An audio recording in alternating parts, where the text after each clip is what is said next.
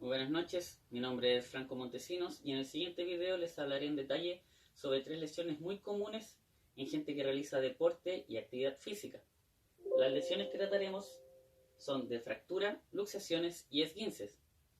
Hablaremos sobre sus definiciones, sus causas, el qué hacer desde el minuto 1 que se genera esta lesión y sus síntomas, y mucho más. Para comenzar, hablaremos sobre las fracturas. Vamos a definir primeramente fractura como la pérdida en la continuidad del tejido óseo. Este tipo de lesión puede ser clasificada bajo tres razones. Primeramente, por un traumatismo directo. Esto quiere decir que la fuerza es ejercida con violencia en forma perpendicular al hueso fracturado. Otra clasificación que se les da es traumatismo indirecto, en donde el hueso fracturado es afectado en forma indirecta por el traspaso de energía de alguna fuerza, como por ejemplo en una caída de gran altura, el impacto es recibido primeramente por los huesos del tarso y del metatarso, pero las fracturas se generan en forma normal en la columna y a nivel de cadera, esto por el traspaso de energía. Otra clasificación que se les da es por avulsión. Esto quiere decir que en un tejido, ya sea un tendón o un ligamento, al momento de sufrir una ruptura, este, en su inserción al hueso, extrae un pequeño trozo desde la masa ósea. Además, las fracturas pueden ser clasificadas según la forma en la cual se genere aquella lesión, como por ejemplo las fracturas con forma transversales o fracturas con forma oblicua. Existe también con forma de espiral llamada espiroidea, las fracturas con forma de ala de mariposa o con minuta. Y existe otro tipo de clasificación, la cual es de tallo verde, la que se genera en menores de muy corta edad, debido a que sus huesos son mucho más flexibles y con menos densidad ósea.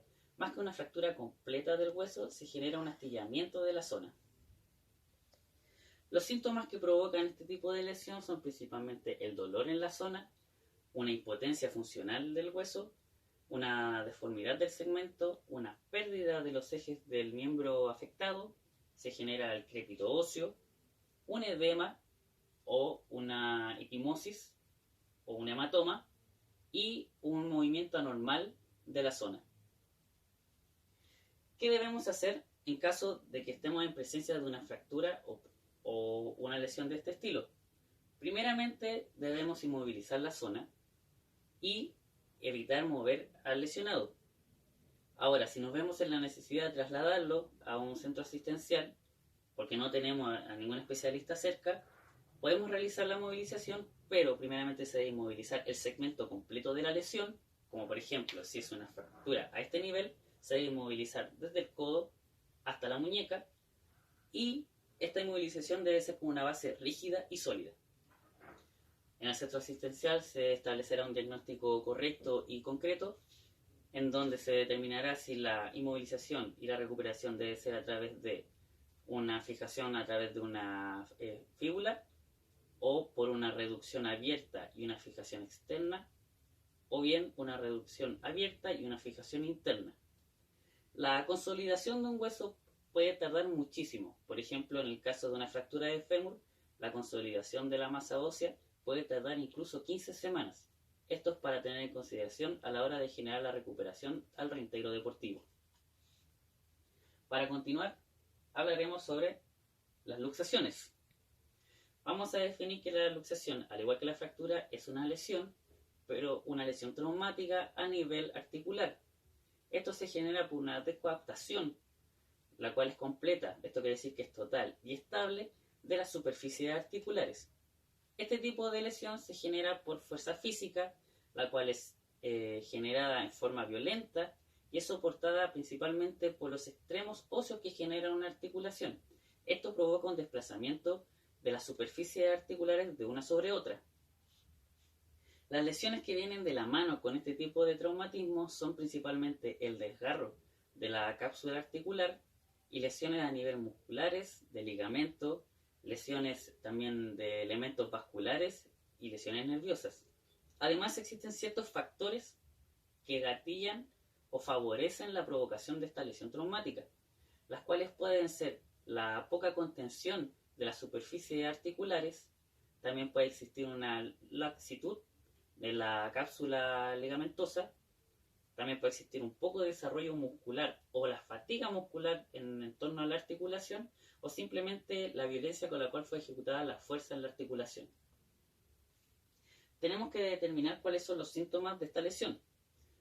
Los síntomas de esta lesión son principalmente un dolor muy agudo en la zona acompañado de espasmos musculares.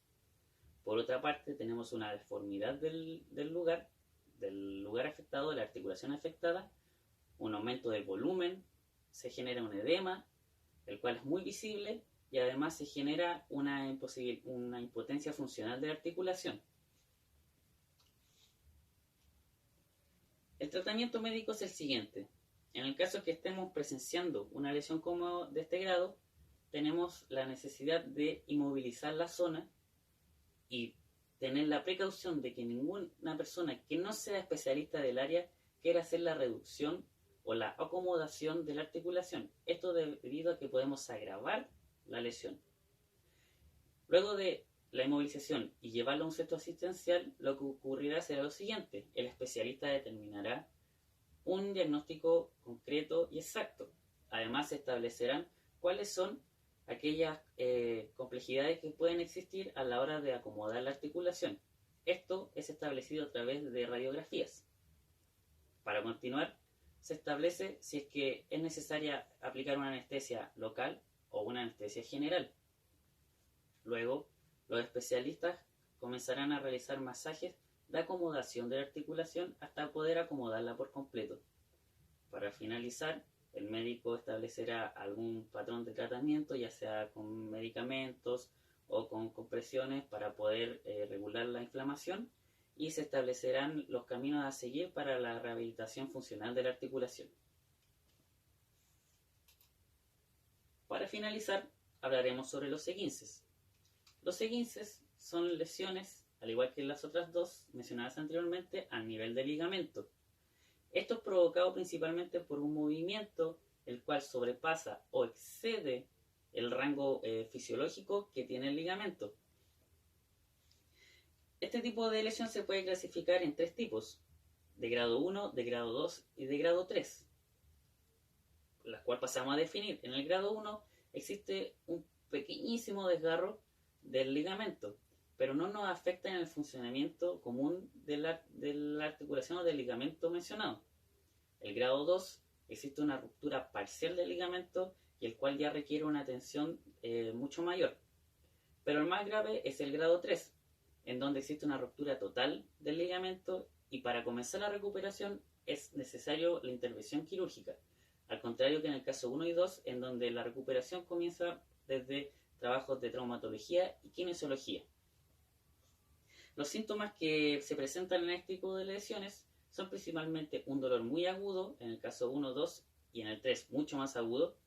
Existe una hinchazón en la zona, se genera un hematoma y una rigidez articular, la cual nos impide utilizar aquella articulación de manera natural. Para finalizar, debemos establecer qué hacer en caso de que se nos presente un esguince. Existe un protocolo el cual es llamado PRICE, el cual establece que debe existir una protección de la zona lesionada, un reposo establecido, una aplicación de hielo, la cual nos ayudará a limitar la inflamación,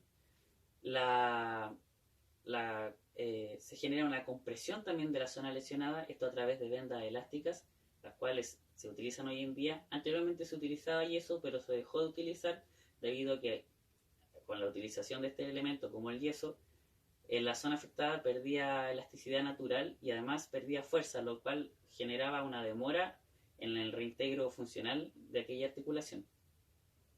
Y para finalizar, el PRICE con E hace referencia a la elevación de la zona afectada. Esto es en las primeras 72 horas desde que ocurre la lesión. A continuación, presentaremos una situación en la cual un deportista sufre un esguince grado 2 en el ligamento calcáneo fibular. Este ligamento se encuentra por lateral en el tobillo y une los huesos calcáneos con el hueso de la fíbula.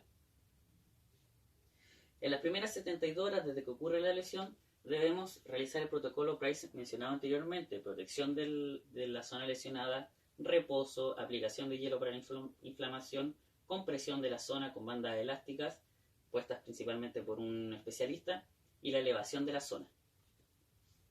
Transcurridas las 72 horas, pasaremos a una fase intermedia, en donde empezaremos a dejar de a poco el hielo, ya que la inflamación ha sido controlada, y comenzaremos a aplicar compresiones con calor. ¿Esto para qué? Para estimular la irrigación sanguínea y la cicatrización de la zona. También comenzaremos con trabajos para la activación y la estimulación propioceptiva, y se realizarán trabajos muy básicos para, ya cicatrizada la herida, comenzar con la recuperación de la estabilidad y de la fuerza de la zona.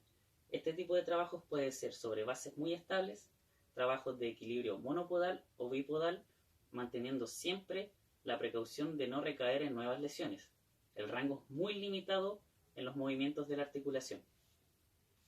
Para continuar en la siguiente fase, la cual va desde el día 10 al día 20, se espera que en los primeros días la persona ya pueda hacer caminatas rápidas o incluso trotes suaves. En este momento los ejercicios aumentan su exigencia, en la cual los ejercicios mencionados anteriormente se pueden realizar sobre bases inestables, como por ejemplo un bozo. Además, se agregan ejercicios como de salto y de mantención de posiciones, todo para recuperar la fuerza y elasticidad natural de la zona, debido a que en esta altura, entre el día 10 y el día 20 de transcurrida la lesión, ya se encuentra cicatrizada la zona, pero comienza una rigidez articular. Se sigue además también con los trabajos de activación propioceptiva. Y para finalizar, esto en la fase final posterior a los 20 días, se comienzan con ejercicios de mayor exigencia, pero llevados a la cotidianidad de la actividad deportiva realizada por esta persona. Ya se utilizan pesos externos y fortalecimientos de mayor exigencia en la zona articular. Se espera que aproximadamente al día número 30 la persona ya pueda comenzar con la rehabilitación deportiva, ser nominado por el entrenador, llamado por los especialistas para poder estar a la par de sus compañeros. Espero a través de este video haber aclarado sus dudas, espero que les haya gustado y que tengan muy buena noche.